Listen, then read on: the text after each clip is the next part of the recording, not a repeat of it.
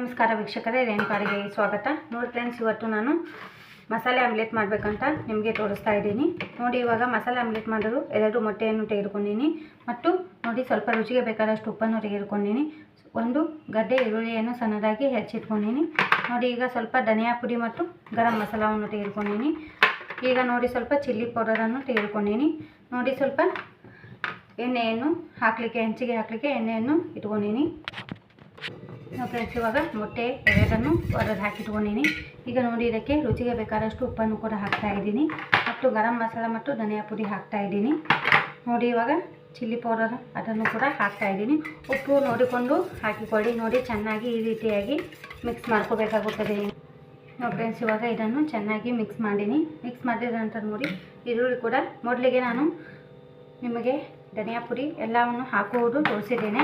ಯಾಕಂದರೆ ಅದು ಜಲ್ದಿನೇ ಮಿಕ್ಸ್ ಆಗುತ್ತದೆ. ಈರುಳ್ಳಿ ಹಾಕಿದರೆ ಚೆನ್ನಾಗಿ ಮಿಕ್ಸ್ ಆಗುವುದಿಲ್ಲ. ಈರುಳ್ಳಿ ಮೇಲೆ ಹಾಕಬೇಕು.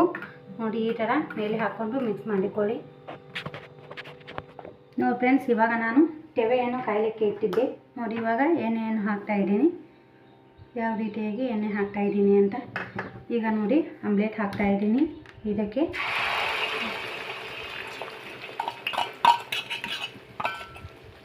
ನೋಡಿ ಪೂರ್ತಿಯಾಗಿ ಹಾಕೋಬೇಕಾಗುತ್ತದೆ. ನಿಮಗೆ ಯಾವ ಶೇಪ್ ಬೇಕಾಗುತ್ತಲ್ಲ ಅದೇ ಶೇಪ್ ನೀವು ಮಾಡ್ಕೋಬೋದು. ನಾನು ಇಲ್ಲಿ ತೆವೆಯಲ್ಲಿ ಹಾಕ್ತಾ ಇದ್ದೀನಿ. ನಿಮಗೆ ತೆಳು ಬೇಕಾದರೆ ತೆಳು ಮಾಡ್ಕೊಳ್ಳಿ, ಸ್ವಲ್ಪ ದಪ್ಪ ಬೇಕಾದರೆ ದಪ್ಪ ಮಾಡ್ಕೊಳ್ಳಿ. ನಾವು ಫ್ರೆಂಡ್ಸ್, ಇದನ್ನು ಈಗ ಮೀಡಿಯಮ್ ಫ್ಲೇಮಲ್ಲಿ ಇಟ್ಟು ಸ್ವಲ್ಪ ಬೇಯಲು ಬಿಡಿ. ಬೇಕಿದ್ರೆ ನೀವು ಸುತ್ತಲಿಗೆ ಎಣ್ಣೆ ಹಾಕೋಬೋದು. ನೋಡಿ, ನಾನು ಎಣ್ಣೆ ಮೊದಲಿಗೆ ತುಂಬಾ ಹಾಕಿದ್ದೀನಿ. ಅದಕ್ಕೋಸ್ಕರ ನಾನು ಮೇಲೆ ಎಣ್ಣೆ ಹಾಕುವುದಿಲ್ಲ. ನೋಡಿ ಫ್ರೆಂಡ್ಸ್, ಇವಾಗ ಮೀಡಿಯಮ್ ಫ್ಲೇಮಲ್ಲಿ ಇಟ್ಟು ಬೇಯಿಸ್ಕೊಂಡಿದ್ದೇನೆ. ಇವಾಗ ಯಾವ ರೀತಿಯಾಗಿ ಕಳಿಸಿ ಹಾಕ್ತೀನಿ ನೋಡಿ. ಇದನ್ನು ಈ ರೀತಿಯಾಗಿ ಬಳಸಿ ಹಾಕಿಕೊಳ್ಳಿ. ಇದು ಸ್ವಲ್ಪ ನಿಧಾನವಾಗಿ ಬಳಸಿ ಹಾಕೋಬೇಕಾಗುತ್ತದೆ. ನೋಡಿ, ಇದು ಡಯಟ್ ಮಾಡೋರಿಗೆ ತುಂಬ ಒಳ್ಳೆಯದು. ಬೆಳಗ್ಗೆ ಬ್ರೇಕ್ಫಾಸ್ಟ್ ಆಗಿ ಮಾಡ್ಕೋಬೋದು ಮತ್ತು ಬ್ಯಾಚುಲರ್ಸ್ಗೆ ಮಾಡ್ಕೋಬೋದು, ಬ್ಯಾಚುಲರ್ಸ್ ಇದ್ದವರು. ನೋಡಿ ಫ್ರೆಂಡ್ಸ್, ಇದು ಮಾಡುವ ವಿಧಾನ ನಿಮಗೆ ಇಷ್ಟವಾಗಿದೆ ಅಂದ್ಕೊಂಡಿದ್ದೀನಿ. ನೋಡಿ ಯಾವ ರೀತಿಯಾಗಿ ಬೇಯಿಸ್ತಾ ಇದ್ದೀನಿ ಅಂತ.